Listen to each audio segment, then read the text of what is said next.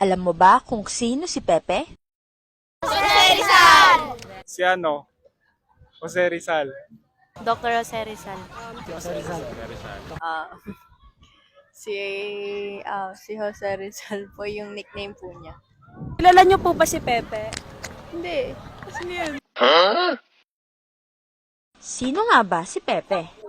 Ako si Jose Protasio Rizal Mercado y Alonso Rialonda at ito ang aking kwento. Pepe is the nickname of Dr. Jose Rizal, the Philippine national hero. Rizal was born into a wealthy family in Calamba, Laguna. His birth date was June 19, 1861.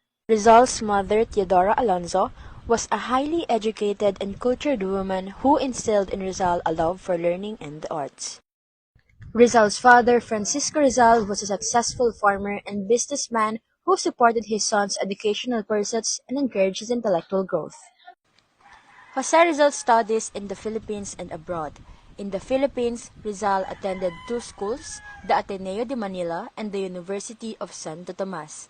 He took courses at the Ateneo as a surveyor, and at the University of Santo Tomas, he studied medicine and philosophy and letters.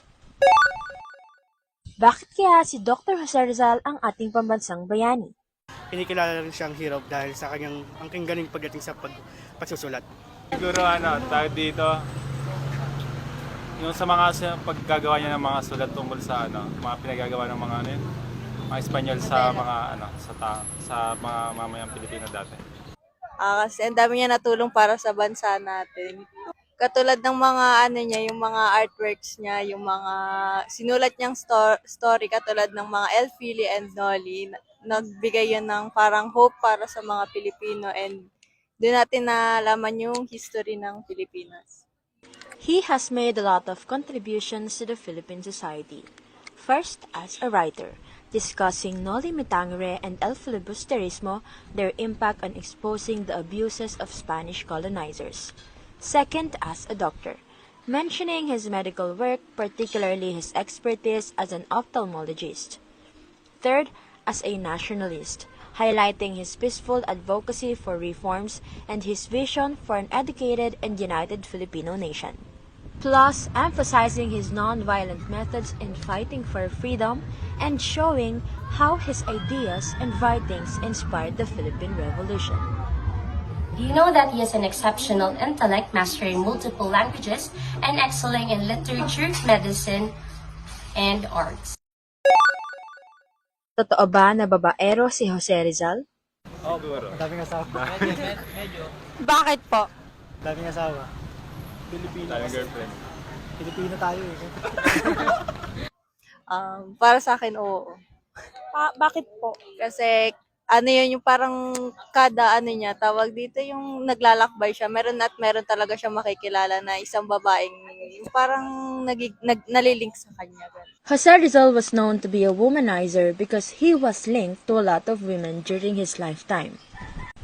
According to Mrs. Gemma Cruz Araneta, descendant of Jose Rizal, he is not a womanizer. He has a high respect for every woman.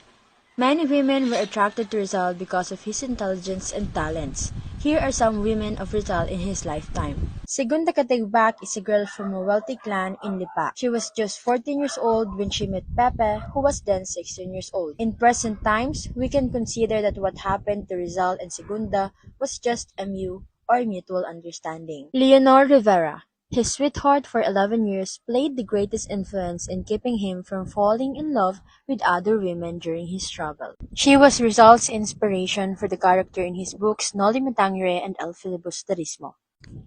Consuelo Ortiga y Rey, the prettier of Don Pablos Ortiga's daughter, fell in love with him. He suddenly backed out before the relationship turned into a serious romance, because he wanted to remain loyal to Leonor Rivera, and he did not want to destroy his friendship with Eduardo Delete, who was madly in love with Consuelo. Seiko Usui, a Japanese samurai's daughter, taught Rizal the Japanese art of painting known as sumi. She also helped Rizal improve his knowledge of Japanese language. If Rizal was a man without a patriotic mission, he would have married this lovely and intelligent woman, and lived a stable and happy life. Rizal was 34 years old when she met an 18-year-old petite Irish girl, Josephine Bracken, the adopted daughter of George Stauffer from Hong Kong and Rizal's lost love, who came to Dapitan to seek Rizal for eye treatment. Rizal was physically attracted to her. His loneliness and boredom must have taken the measure of him, and what could be a better diversion than to fall in love again? Si Pepe ay higit pa sa isang bayani. Siya ay inspirasyon, simbolo ng tapang, at tagapagtaguyod ng karunungan at pagkakaisa. Pomar! Carguen! Apunte! Consumatum est.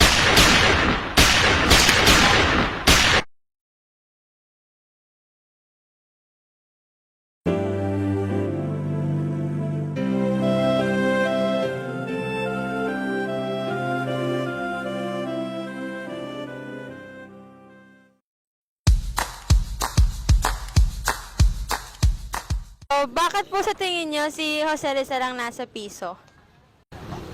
Kasi para I mean, yung mga Pilipino kasi para yung pinakamababang value yung piso. So halos lahat ng tao makakakuha ng piso na yun. Tapos makikita niya yung yung itsura ni Jose Rizal.